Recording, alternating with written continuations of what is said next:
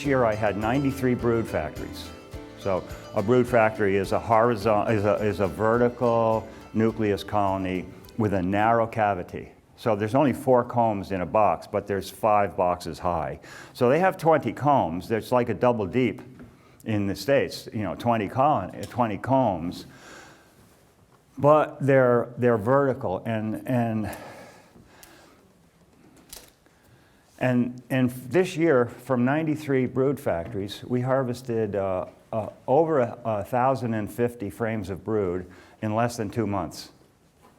And from that brood, we made cell builders that provided 1,000 queens, and we made over 300 nucleus colonies. And it all came from the brood factories.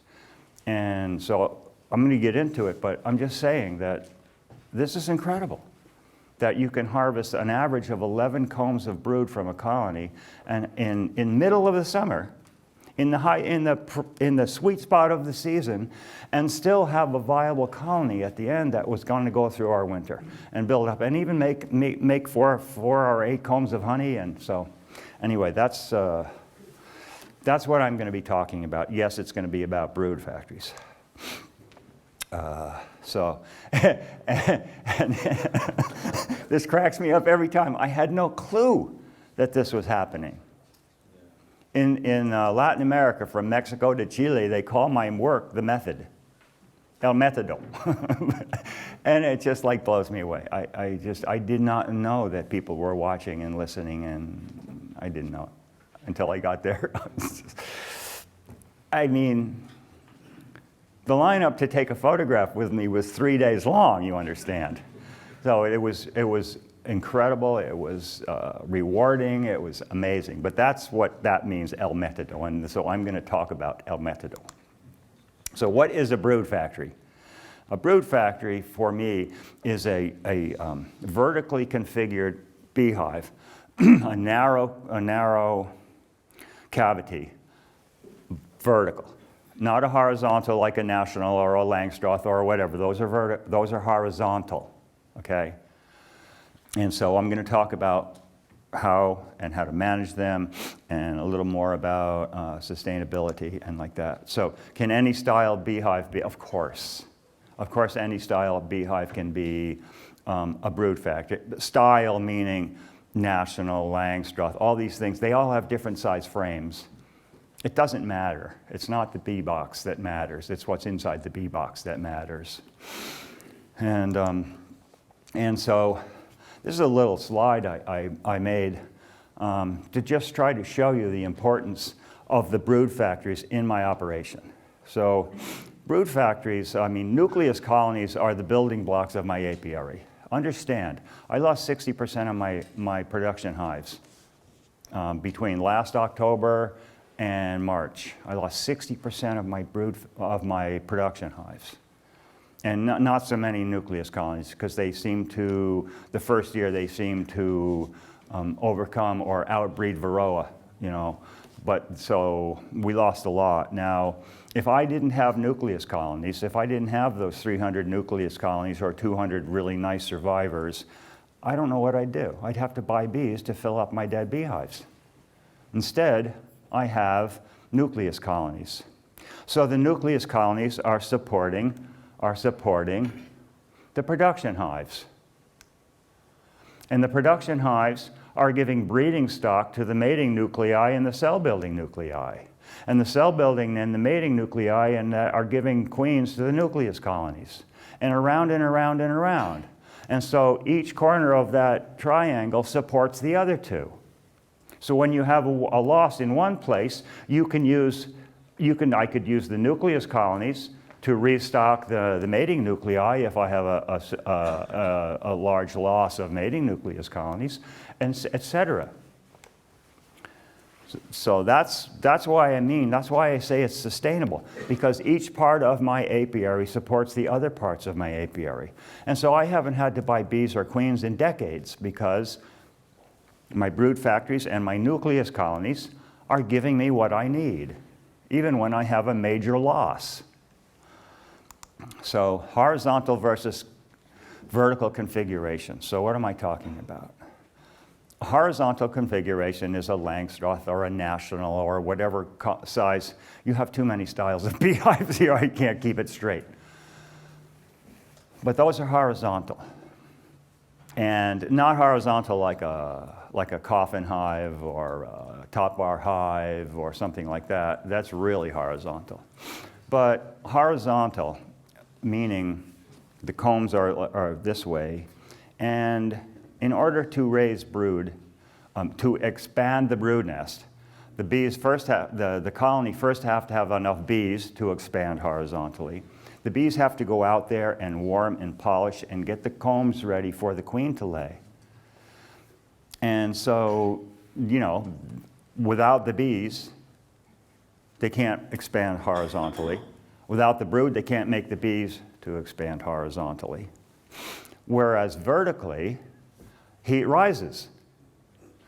And thermodynamics, okay? The heat rises. And so we harvest brood from the brood factories to do whatever it is we needed, wherever we need it in the apiary. And we add combs back to replace what we took.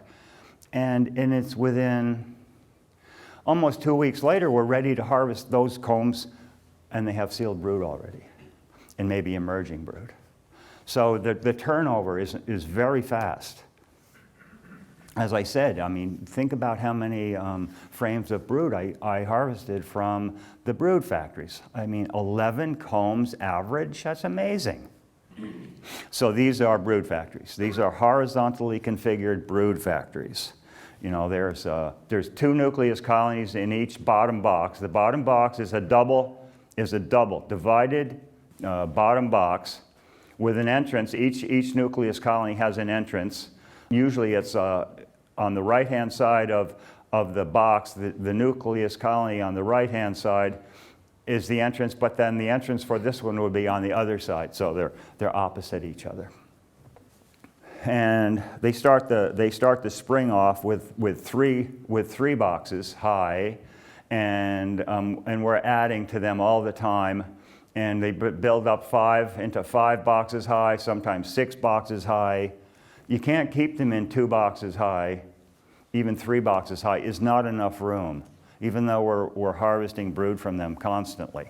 Every 10 days or 2 weeks, we're taking more brood out of each of these nucleus colonies. But because it's vertical, they fill up the frames of brood so rapidly. It's incredible. So as I said, this is my results from 2023. 93 brood factories. I harvested, now each cell building colony gets 7 frames of emerging brood, 10 days before graft. So emerging brood, why? If you know David Kemp well, he passed away last year, but where was he from? Yeah, and I told him I was using combs of brood, and he said, emerging brood? And I said, not necessarily. He said, emerging brood. So what I'm doing is I'm building a nurse bee population. That's my intent, is to build nurse bee population in the cell building colony. So we have an overabundance of nurse bees to take care of the queen cells, to grow the queen cells. So each cell builder gets 7 frames of emerging brood on day 1. Day 10 we graft. So they have 10 days for that emerging brood to emerge and get old enough to be proper nursing bees. So that's 364 frames of brood. And then we made 305 nucleus colonies, and each of them gets, well, the nucleus colonies made in June, between, say, June 13th is about the first queen catch, and July 1, they each get 2 frames of brood, a frame of open and a frame of sealed, and a honey and an empty comb. But once we get past the 1st of July, we need to give more brood, because our flow ends at the end of the lime flow, and that's about the middle of July. And in order for them to build a colony, a really strong colony, maybe draw some foundation out, they have to build that population before the flow ends. And so the nucleus colonies made between, say, the 1st of July and the 10th of July, when we're all done, have to have an extra frame of brood so that the population is increased, and so they can expand. They have a better population, and they can draw some foundation, and otherwise they can't because the flow ended. So 305 nucleus colonies we made, and that was 700 frames of brood, considering the 2 frames in the June made and the 3 frames in the July made nucleus colonies. So that's 1,064 frames of brood from 93 brood factories, which equates to 11.4 combs of brood harvested from each. So, you know, that's considerable, and that's the average. So there's some less and some more. So I bet there's some that maybe gave us 15 frames of brood in that 2-month period between May 9th, and this year was the 13th because we were delayed by weather, and the 8th of July when we're done. That's pretty amazing, I think. So with vertical configuration, in the double nuke boxes, we have more queens laying. Okay, so it's one standard size Langstroth. You could do it in your beehives too, with a divider in the bottom box. And so you've got the same footprint as a standard, your standard beehive, except you've got 2 queens laying. They're separated. They're not together. They're separated. But there's less resources. You've got the same size stand and the same bottom and the size bottom and the same size lid, and everything fits together, so you don't have to make special lids and special bottoms and all that. So you have 2 queens laying in the same footprint as you would with a standard beehive. One of the issues with beekeeping is the boxes get heavy when they're full of honey. But these are only 4-comb boxes. So a 4-comb box only weighs maybe 25 pounds if it's full of brood. I mean, if it's full of honey, that's not very heavy. Pretty much anybody can pick up a 25-pound box and handle it. And so that's one of the advantages of these double nucleus colonies used as brood factories. So this is a brood factory, building a population. Here's the entrance, the main entrance. There's some auger hole entrances, which they much prefer. They love the auger hole entrances. I like to try to keep them, this is like, there's still snow on the ground here, so this is fairly early. But I like to keep these plugged with a piece of duct tape so that they use the bottom entrance. I don't know if you've ever noticed, but bees like to put their brood near the entrance. I don't know if you've noticed that. And so I don't really want the brood up in this part of the colony. I want brood in this part of the colony. And so by keeping those closed, they locate the brood nest lower in the hive, which is what I'm trying to do. That's why. So we can use this brood that's harvested from brood factories to boost your weak colonies. You know, honey production is maximized when the population of the colony is maximized at the beginning of the honey flow. And so by adding frames of brood to colonies that are slow, you build that population and you get them ready for the honey flow. For strengthening cell builders, as I said, each cell builder gets 7 combs of brood. And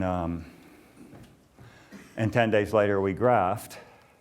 10 days later, we harvest the cells, and that same day, we do another setup. We set up the exact same colony, the exact same cell building colony, with 7 more frames of brood. And some of them, we do this 3 times. So we've added 21 combs of brood to this cell builder. You can imagine the population of nurse bees in the thing. Taken some apart before and found 15 frames of brood below the queen excluder, okay? Below the queen, 15 frames of brood. And 7 of them are open brood. So how are we actually allowing our queens to reach their full potential? Is limiting the population of the colony limiting the the performance of the queen? Yes, I think so. And then for starting nucleus colonies. So we start, hundreds and hundreds of nucleus colonies. So boosting slow colonies. So imagine that if you had a slow colony, you need a colony that's got 8 or 10 frames of brood at the beginning of the flow. That's going to build the population. But you've got colonies that have 4 or 5 frames. They'll make a super or 2 of honey, but they're not going to make the 100+ pounds of honey. They're not going to make the 160 pounds of honey like we had this year. But by adding combs of brood like that, it boosts that population right away. And now they're ready for the flow. Strengthening cell builders. So this is the photograph on the left is the cell builder. This is the box where the emerging brood was added. So you've got the colony with a honey super, queen excluder, second honey super, future cell building colony. And when the colony is taken apart, day 10 after adding the brood, there's no more larvae up here. It's all been sealed. We take it apart, the colony apart. We put the colony, the queen right colony, on the ground facing the other way. We just slide it around, turn it around on the point of the corner of the bottom board. And then we make sure there's no cells, but then we shake bees out of the queen right section of the colony into the cell building part. The cell building has the honey super on the bottom board and the future cell builder on top. And we make sure there's no queen cells in it because there can't be queen cells in it.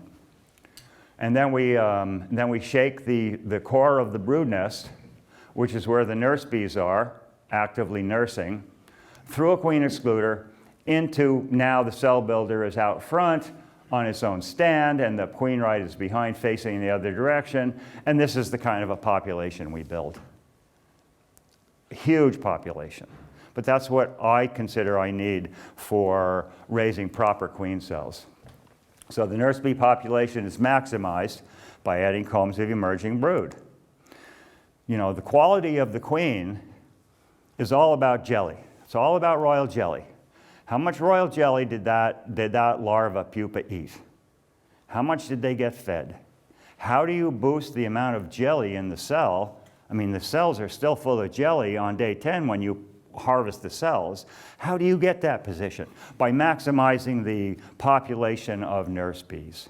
And the whole thing is about the jelly. The whole thing on raising quality queen cells is about the jelly. And so we get queen cells like this. This is about maybe day 6 after graft. And look at this, look at the cups. They're just full of jelly. Look at the cells. They're gorgeous. This is because of the nurse bee population that is so huge, and the worker bee population is so huge. They just can't help but make queen cells like that. Starting the nucleus colonies. These are the brood factories. These are future brood factories. Most of my nucleus colonies in the past were wintered in 2 stories, 2 levels.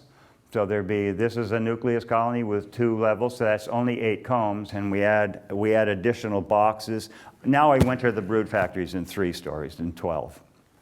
And the brood from making all these cell builders and boosting weak colonies and making nucleus colonies, where does that brood come from for all this management? It comes from brood factories.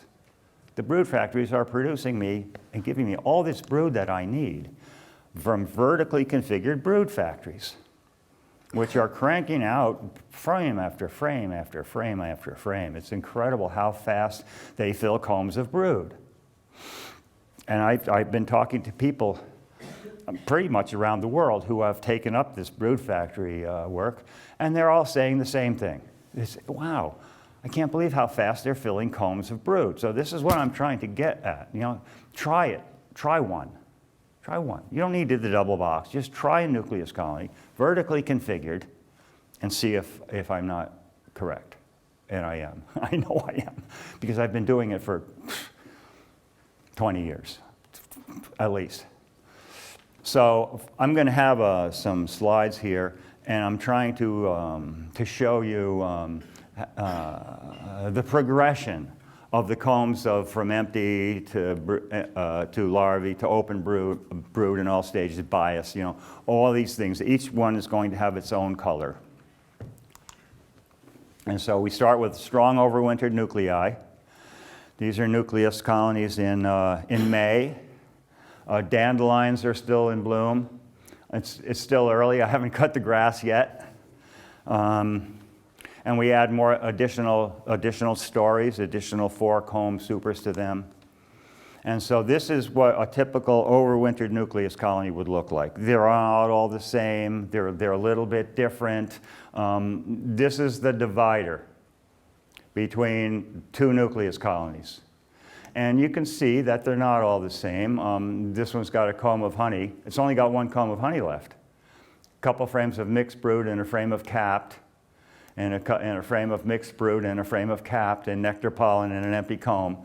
This one's a little different. It's got 2 combs of honey and 2 combs of capped, 3 combs of capped, and a comb of mixed. And so they're all a little bit different because, bees are different. Every colony is different. So then we add the 3rd story to them.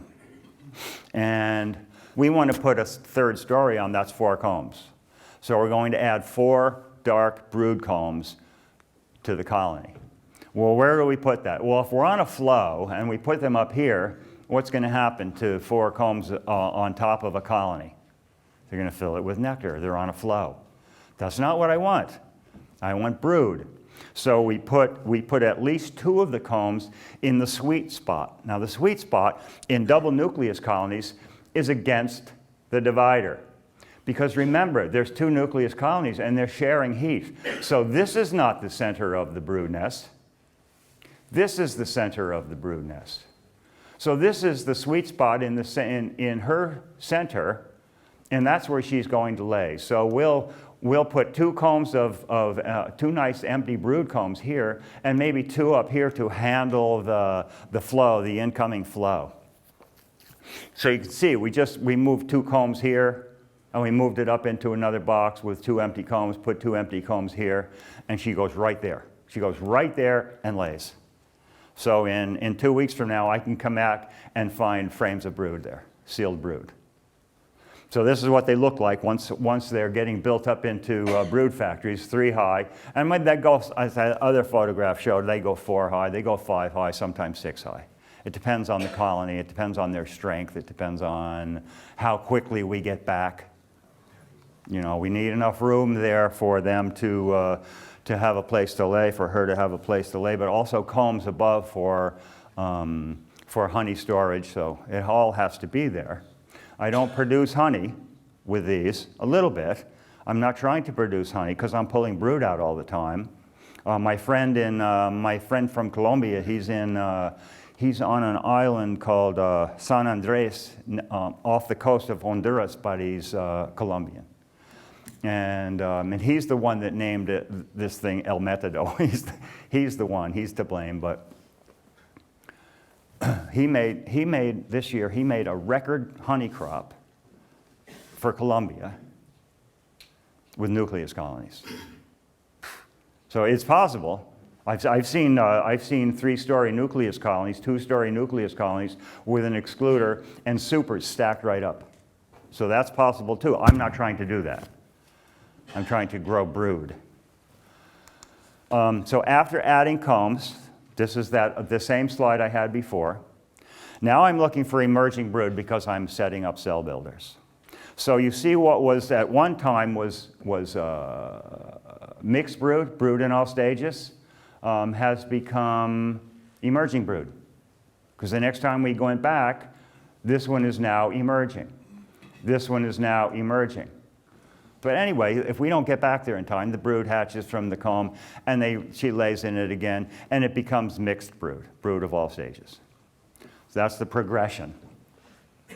So if we're gonna find 2 frames of emerging brood and a comb of honey, remember every nucleus colony gets 2 frames of brood and a frame of honey, or the cell builders get 7 frames of emerging and 2 frames of honey. So we harvest 1 frame of honey and 2 frames of emerging, and we replace it with empty comb, and we move the comb around a little bit, and so we can put 2 empty combs in the sweet spot, and maybe another empty comb up here to replace that frame of honey that we took, and they'll fill it up again because they're on a flow. But that gives her plenty of room here for a lay. And so in the next 10 days to 2 weeks, she's filling that up. She's got a place to lay. They're happy. They're not going to swarm because I'm staying ahead of them. You know, last year we had 120 brood factories, and we couldn't stay ahead of them. We just couldn't get back there in time. And so too many of them started swarm cells. Some of them did swarm. And so, yeah, so then we're replacing what we took and putting them in the proper place. And that's how, once we harvest the brood, well, that's how we replace those. Now, if you're adding foundation, foundation is pretty much the same, you know. Foundation, I like to use brood comb when I'm trying to grow brood. But sometimes I run out of brood comb, or they need more room. They need a 4th box or sometimes a 5th box, and they don't have the combs to use, so I have to use foundation. Again, you put the foundation in the sweet spot. So you see, here's the foundation, and the foundation. So I've added a 4th box, 4 combs. I put 2 foundations in the sweet spot, 2 foundations up in the top on the outside, which are going to be drawn out and filled with nectar. And these 2 are going to be drawn out and filled with brood. Yeah, so there's emerging brood here as well, emerging brood. I'll harvest those frames of emerging brood, replace them with empty comb, etc. You know, the mixed brood, again, the next time around, the mixed brood has become emerging. The capped brood has hatched out, has emerged, and because it's in the top, they fill it with nectar and pollen, and so forth. And so that's the progression between the combs of brood and empty comb and combs of foundation. And when you're harvesting, are you just shaking the bees off? No, we're not. We're taking the bees with us. And how do you check? Just visually check for the queen? Visually check for the queen. Okay. Yeah, for sure. And you know, every once in a while, you take one. And then, so now if you put that comb in a cell builder, and 10 days later you go back to do the graft, and uh-oh, there's a queen in the cell building colony. And you can't have a queen in the cell building colony. Also, I don't want open brood in the cell building colony, because I want the cell building colony to have no open brood, so that when I put my graft in the cell building colony, the only 48 larvae that this huge population has are the 48 grafts that I give them. And they jump on it, poof, and they just build it right up. So that's the progression. So then, once we have mated queens, so we have, if I start my cell builders on May 9th, my first queens come out on June 13. So we start making nucleus colonies on June 14 with 2 frames of brood, a frame of emerging, a frame of sealed, a frame of honey, and an empty comb for expansion. Why not just 2 frames of brood, 2 frames of sealed brood? Because sealed brood doesn't hold bees. So when you make 50 nucleus colonies and you take them to an apiary and put them on the ground and give them queens, some of those colonies are much stinkier, should I say.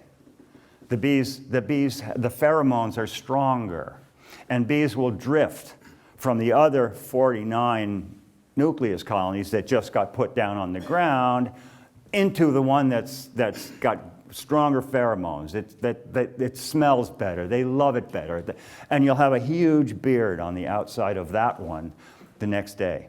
And so we have to equalize the bees. And I have a little iced tea scoop container that I use as a scoop. And, but so we have to equalize the brood. So on day, after we put cells in the mating nukes, 16 days later we catch the queens. So this is a typical catch. We do 128 mating nukes every 4 days.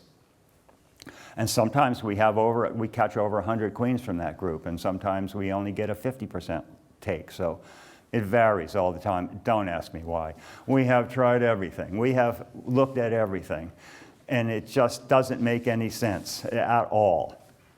Everything is the same, made the same. They got the same queens. They got their daughters. I mean, their sisters. I mean, and you get a 50% take instead of a 85% take. Right? I don't know. I don't have a clue. I guess I'm just not intelligent enough to figure it out. But that's the way it is. So once we have queens, we can start making nucleus colonies. This is going to be around, if we're on schedule, it's about the 13th or 14th of June, or the first. And so we make nucleus colonies, and I said you'd have 2 frames of brood and a comb of honey and like that, and an empty. So this is a typical colony. This one had two boxes of honey.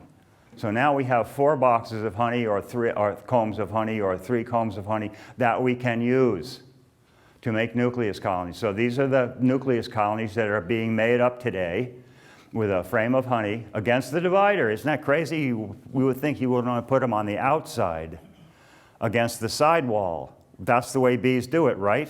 They don't like this honey in the center. Here, okay, here's the center of the double nuke box. They don't like honey there. And I'm not talking about a big frame of capped crystallized honey. I'm talking about a rim of capped and maybe a lot of nectar. And they'll move that honey. They'll move that right out and put it somewhere else. And remember, it's the sweet spot? And she'll jump right on that. And 10 days later, there's brood in that comb. And so each one gets, a honey, a mixed, a capped, and an empty comb. And that's the start of a nucleus colony for me. And we make whole apiaries of these things. These were probably almost all made on the same day. And we give them a queen, same day. We make them, take them to the apiary, give them a queen. I don't believe in this. Oh, you wait 4 days or you wait 7 days and you cut out the emergency cells. Why would I want to do that? It's just adding to my workload. So you give them, in 2 hours at the most, the bees know they're queenless.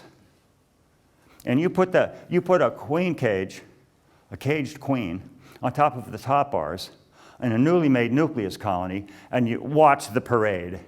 It's just like, oh my God, oh, we're in love. And they do, and they accept that immediately.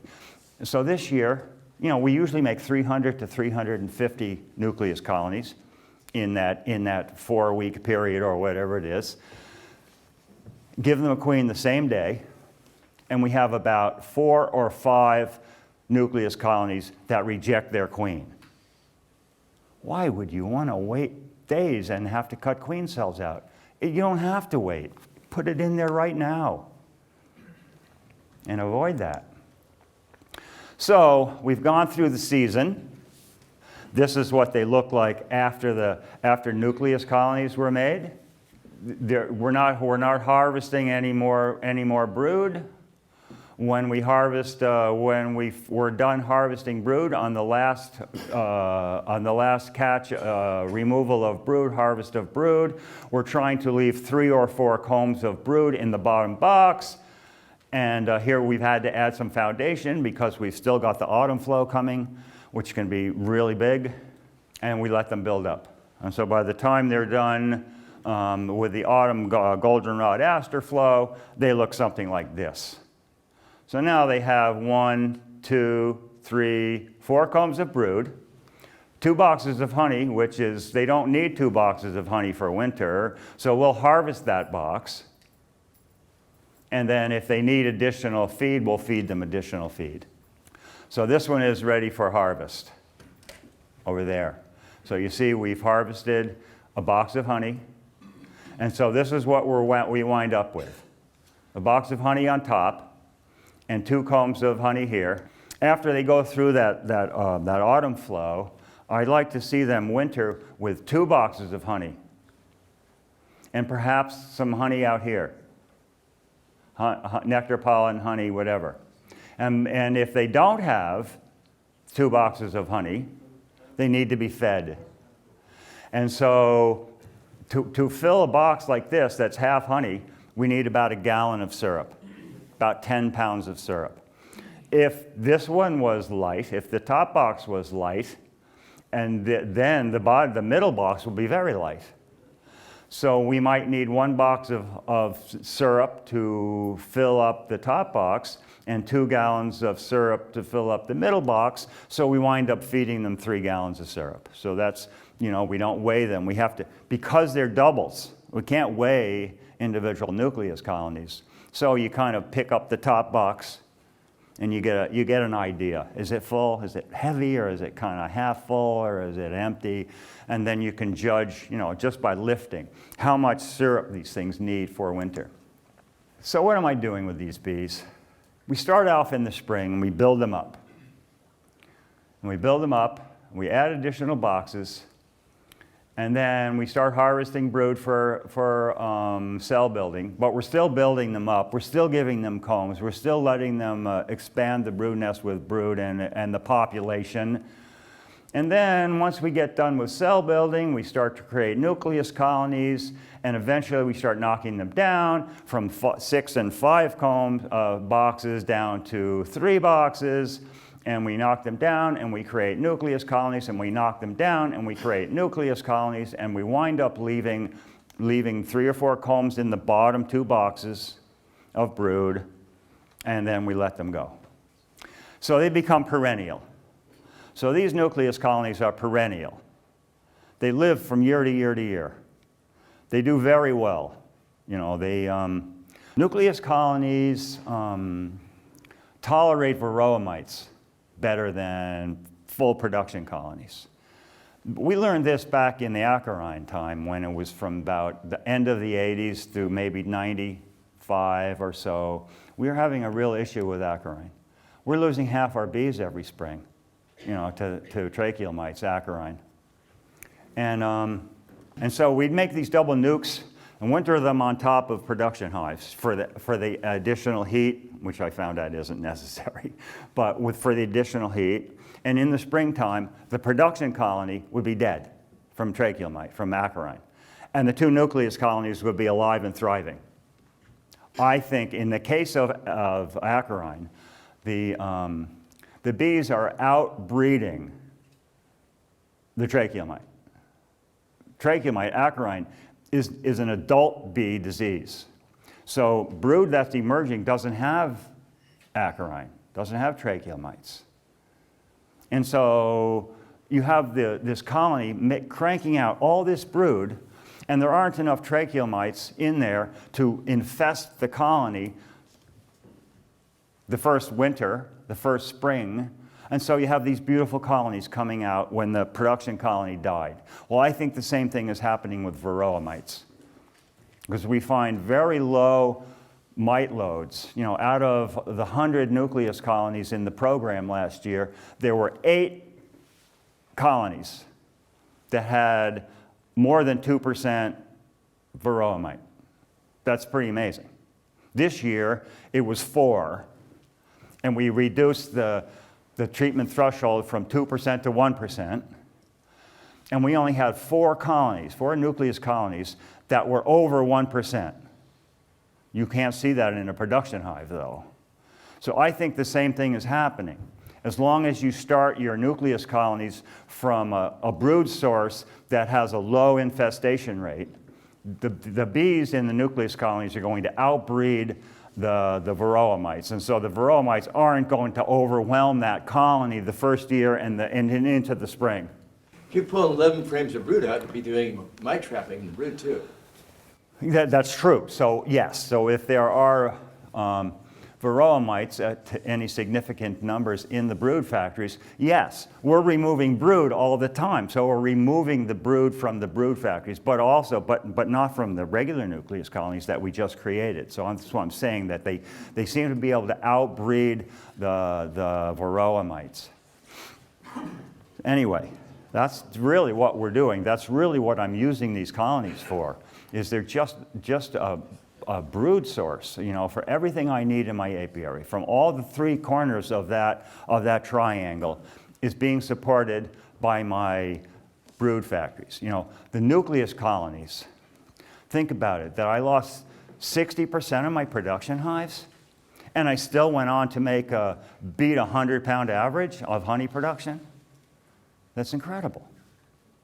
I would be out of business, or I would be bankrupt if I had to go buy bees to replace a 60% loss in my apiary. But I have the bees in my apiary. The nucleus colonies overwinter better than the production colonies. So I have bees. I don't have to buy bees to restock my hives. Now what did I make? From 220 or something, I made 12 tons of honey this year. That's pretty good. It's a pretty good average. That's a pretty good goal. So anyway, those are brood factories. Thank you. My observation regarding Varroa and the lack of in your factory is also drone brood. You've no, or very likely have no drones. Very little, that's true. And that is going to impact, that certainly helps. As well as Randy said, on drawing out and in fact infecting your main colonies. Sure. But I will say that the standard nucleus colonies that I make, and this is their first summer and they're building up, they have almost no drone brood. Yeah. But the brood factories that are perennial, indeed, they do have significant amount of drone brood. I just wanted to ask, when you're making up your mating nucleuses and you're putting your honey frame next to the sweet spot, I didn't quite understand why you put it there when the bees are just going to move the honey out. Because that's the sweet spot where the queen likes to lay the most. But why are you going to make the bees work to move that honey out? I don't. It just seems to work better. Okay. I don't. Sometimes I don't really know what I'm doing, but I know the results. So, so I don't know why. That's the thing. I don't know why. I no longer run the number of colonies I used to. What's the minimum number that I could practice your method? 2. The number. I mean, not many. You know, you could have a brood factory, and if you had 10 frames of 10 colonies, you would have enough brood to boost the population. It depends. I don't know if you're planning on raising your own queens or if you're planning on buying your own queens. You know, if you're raising your own queens, it takes more brood, obviously. So it's hard for me to say how many. So it really is going to depend, and it's something you need to investigate and you need to practice yourself. It's different here than, wow, is it different here than where I live as far as climate goes. So, you know, if I had 10 frames of bees for honey production, I would have at least 1 or 2 brood factories. And don't forget, you're going to have a loss in that 10 colony apiary. How are you going to replace that? Are you going to replace it with bought bees, or are you going to replace it with brood and bees out of a brood factory? So it really is going to depend on what you want. Mike, what do you think causes your level of winter losses? Mostly Varroa mite, I would say. Mostly Varroa. A little queenlessness, but not much. Starvation almost never, because I feed them enough in the fall to get them through until, say, April. You know, April is, you know, my April, we have no cleansing flights from November until April. None. They don't even come out of the hive. They can't poop. They can't do anything. Could you speak more about the practical aspects, the time constraints of actually doing this sort of system, especially with the number of nuclei colonies that you've got? I mean, are you having them really close to your house so you can track them very regularly? How does that impact you practically? You mean how far away they are and everything and traveling? And Yes, and your you know, inspections they're all are within more... my county. I used to have bees in New York State when it would be a 45-minute drive, you know, each way. And I sold off my New York bees. I just couldn't do it anymore. I couldn't. Too much time. I'm getting too old for that. So now I keep all of my bees in our county. So my longest drive is going to be 15 minutes, you know. But so I have around 20 apiaries. I've got 1 cell building apiary. And in that apiary are about 60 brood factories. And I have another apiary that's got around 40 brood factories. And then we have four or five apiaries that are only for nucleus colonies. They're not production hives, so. Is that what you wanted? More about, because it seems that this takes a lot of time, this sort of method. All of my time. Yeah, so what percentage of your time is dedicated to this sort of work in comparison to production and your other ventures? So from, we have a lot of work to do before cell building can start and nuke making can start. So if cell building starts on May 9, the whole schedule isn't being performed starting on day 1, you know. It's an 8-day schedule. So day 1 is cell builder setup, day 3 is grafting, but the first week we don't have any grafts, right? Because they're not ready yet. And so there's a schedule that takes around almost 2 weeks before the whole program is running. From that point on until the finals nucleus colonies are made, this year was July 8th, it's nonstop, full-time, everybody I can get to work with me, I need it. So, but then it starts to slow down. So June 30 is the last graft, so now there's no more grafting. June 10th is the last queen cells. So now there's no more cell stuff, no more setups, no more cell builder setups, something like that. So it starts early and slow, and it builds up to this peak, and then it goes along for, you know, a month, and then it starts to slide down on the other end. So, but and then we're managing for, you know, we have to do requeening. So everything has to be requeened. If they have a low-performing queen or an older queen, especially in a brood factory, I want the most prolific and youngest queen. So if there's a 2-year-old queen in a brood factory, I've had her in there for 2 years, she's been making me brood for 2 years, she's done. Even though she's doing well now, because I don't want a failing queen or a slow queen next spring. I want them, you know, able to fill up the brood frames that I give them. So yeah, it builds up, it plateaus on too much work, and then it goes back down the other end. Like with all the brood comb moving and all the manipulations, what precautions do you take against spreading disease from colony to colony? Well, we're looking for disease all the time. And we really don't have a disease problem. I haven't seen American foul brood in years and years. We've got a little bit of EFB started. I think you mentioned something about a new strain of EFB. Yes, I believe I'm seeing this. And it doesn't look like traditional EFB. It looks like sort of chalk brood or parasitic mite syndrome, you know, or chalk brood or EFB, and it's really hard to tell. You know, you can get a test and test for it, but we almost never see it. But we're allowed to use antibiotics with a veterinary prescription. So if I find a nucleus colony or something, a brood factory or whatever, they're out of production. And then we have to treat with terramycin. And we are allowed to do that where I am. And that clears it up. Pretty well clears it up. Occasionally you get a repeat, but not often. So that's what we do. I haven't seen American foul brood in decades. So we really don't have the incidence of brood disease. Chalk brood, I never see chalk brood anymore. You know, testing for hygienicness. If you have hygienic bees, you know, however you measure that, frozen brood assay or whatever. Once you have hygienic bees, you will never see chalk brood again. I sent my bees to Florida in 1998. That was one of the worst mistakes I ever made in my beekeeping career, because they came home rotten, stinky rotten with chalk brood. And requeening chalky colonies with hygienic bees, you know, you don't know these people, but from Pat Heitgem and Heitgem's Carniolans, he was one of the very first to start selecting for hygienic bees.